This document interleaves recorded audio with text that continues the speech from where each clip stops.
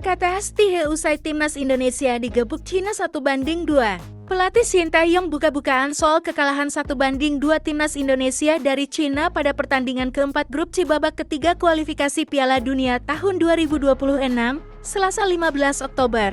Bertanding di Stadion Qingdao, timnas Indonesia menelan kekalahan 1-2 dari Cina.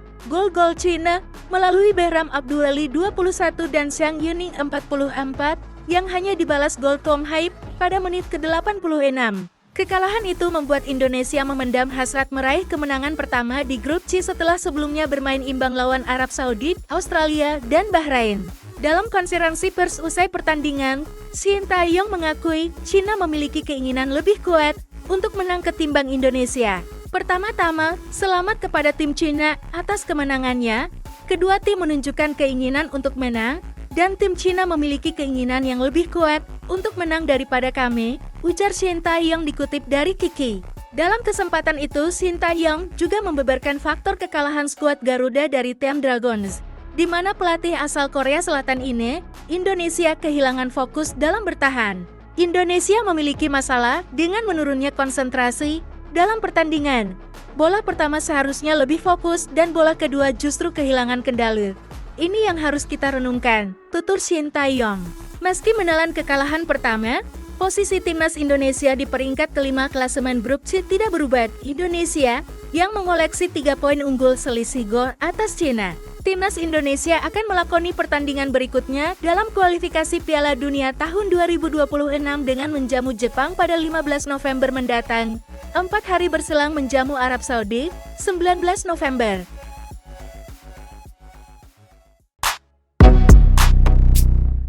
Asnawi Mangkualam jadi trending topik. Asnawi Mangkualam menjadi trending topik, khususnya di platform media sosial 10. Pesepak bola 25 tahun itu muncul sebagai pembicaraan, karena gagal tampil optimal meski dimainkan sejak awal laga China vs Timnas Indonesia. Setelah mendekam di bangku cadangan, pada 3 laga awal grup C, Asnawi Mangkualam akhirnya mentas sebagai starter saat Timnas Indonesia tandang ke markas Cina, Selasa 15 Oktober 2024 malam WIB. Tak cuma sebagai starter, Asnawi Mangkualam juga kembali ditunjuk sebagai kapten Timnas Indonesia. Sayangnya, kepercayaan yang diterima Asnawi Mangkualam gagal dibayar tuntas olehnya. Sepanjang 90 menit pertandingan, pemain Port FC ini sering kali kehilangan bola. Asnawi Mangkualam kerap kali bermain egois seperti memaksakan melewati 1-2 pemain. Padahal, di saat bersamaan, ada beberapa rekannya yang berdiri bebas. Dari segi bertahan, ex-pemain PSM Makassar ini juga tidak tampil baik. Ia membuat jarak yang sangat jauh dengan betengan sebelah kanan milik Timnas Indonesia, Meis Hilgers. Akibatnya, Meis Hilgers kerap minim dukungan saat Timnas Indonesia terkena serangan balik cepat dari Cina. Gol kedua yang dicetak Xiang Yuning pada menit 44 merupakan efek dari jauhnya jarak antara Meis Hilgers dan Asnawi Mangkualam. Asnawi wajib diganti sih sama STY, terlalu memaksa dan egois padahal banyak ruang kosong dari pemain timnas, tulis akun @riagign. Lihat Asnawi malah di situ lebar banget. Harusnya bisa lebih rapat biar Meis Hilgers cover striker Cina lebih dekat. Sambung akun @LIVRMARTLS membahas proses gol kedua timnas Cina.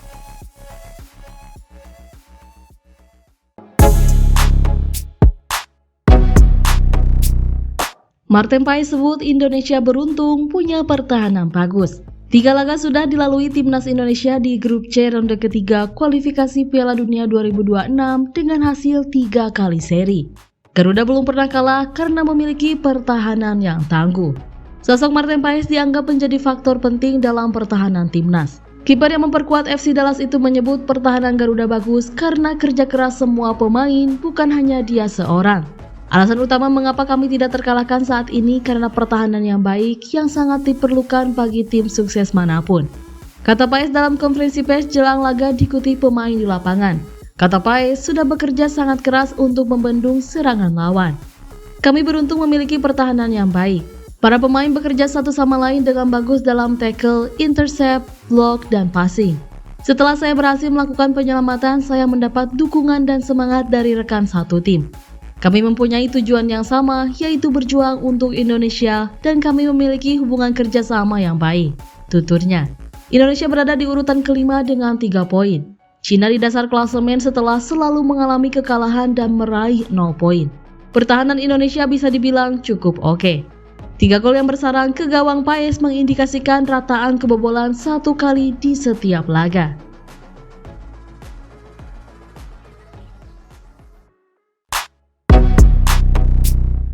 Harga pasar Mais Hilgers meroket 170 miliar rupiah. Mais Hilgers ketiban durian runtun. Peribahasa ini kerap dikaitkan tentang seseorang yang mendapat keberuntungan tak pernah disangkanya. Inilah yang dirasakan Mais Hilgers usai menjalani debut bersama Timnas Indonesia saat bermain imbang 2-2 melawan Bahrain di Stadion Nasional Bahrain, Jumat 11 Oktober 2024 WIB. Penampilan perdananya dengan skuad Garuda mendongkrak nilai pasarnya. Mengutip data transfer market, Selasa 15 Oktober 2024, market value Mais Hilgers kini naik ke angka 10 juta euro 170 miliar rupiah. Sebelumnya, pemain Timnas Indonesia keturunan Belanda itu memiliki nilai harga pasar 7 juta euro atau sebesar 118 miliar rupiah per 31 Mei tahun 2024 lalu. Dengan kata lain, ada kenaikan 3 juta euro dari nilai pasar sebelumnya. Peningkatan drastis ini menempatkan Mais Hilgers sebagai pemain termahal FK20. Kemungkinan Mais Hilgers bakal tampil penuh saat Timnas Indonesia menghadapi China di Stadion Qingdao Youth Football, Selasa 15 Oktober 2024. Pertandingan dijadwalkan berlangsung pukul 19 WIB dan disiarkan secara live di RCTI.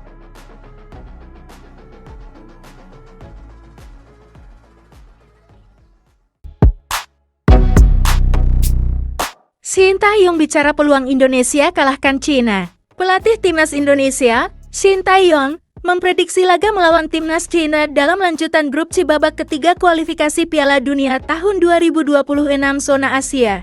Ia mengatakan kedua tim punya peluang yang sama. Skuad Garuda akan menantang China di Qingdao Youth Football Stadium pada Selasa 15 Oktober tahun 2024 pukul 19 WIB. Kendati berstatus sebagai tim tamu, Timnas Indonesia justru memiliki modal yang lebih bagus ketimbang tuan rumah. Pasalnya, skuad Garuda belum terkalahkan di 3 laga dengan meraih hasil imbang. Sedangkan China justru sebaliknya, dengan selalu menelan kekalahan di 3 laga yang telah dimainkan. Namun begitu, Sin menilai Timnas Indonesia dan China memiliki peluang yang sama pada laga besar.